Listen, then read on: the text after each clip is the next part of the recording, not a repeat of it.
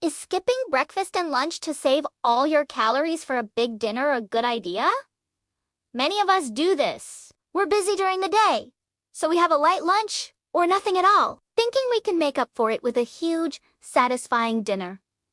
It fits our social lives, right? Family dinners, nights out with friends, it all revolves around that evening meal. But what's the real cost to our bodies?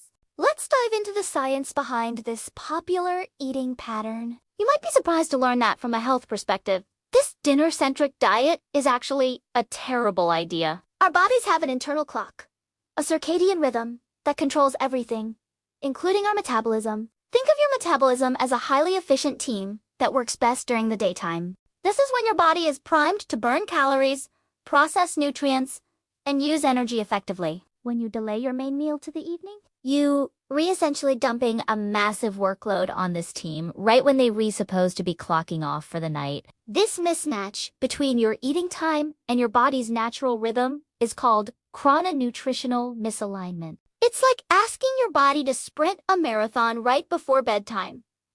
The consequences are pretty serious. Scientifically, this pattern is linked to a whole host of problems. One of the biggest is a decrease in insulin sensitivity. This means your body struggles to manage blood sugar, which is a major risk factor for developing type 2 diabetes. On top of that, eating late at night encourages your body to store more fat.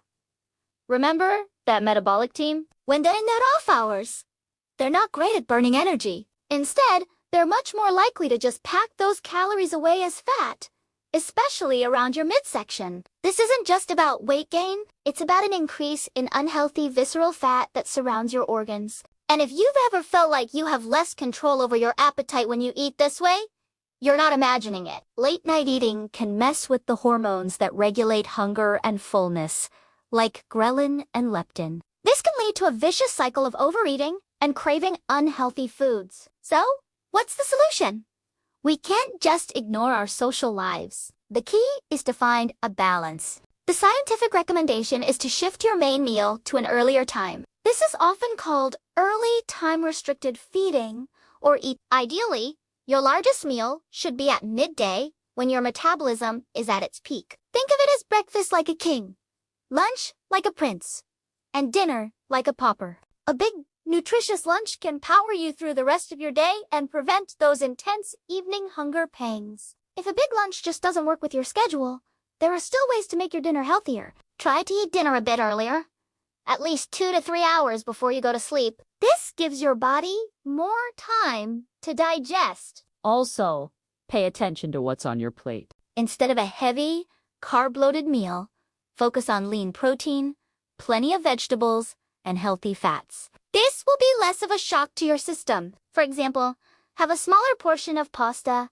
and add a large salad and some grilled chicken or fish. Ultimately, the convenience of a dinner-focused diet comes at a high metabolic price. By understanding how our bodies work, we can make smarter choices that support both our health and our lifestyle. It's not about being perfect.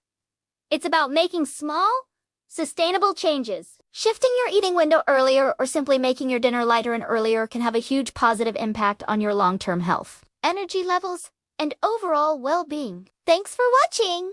If you found this helpful, please give this video a thumbs up and subscribe for more science-backed health tips. See you in the next one!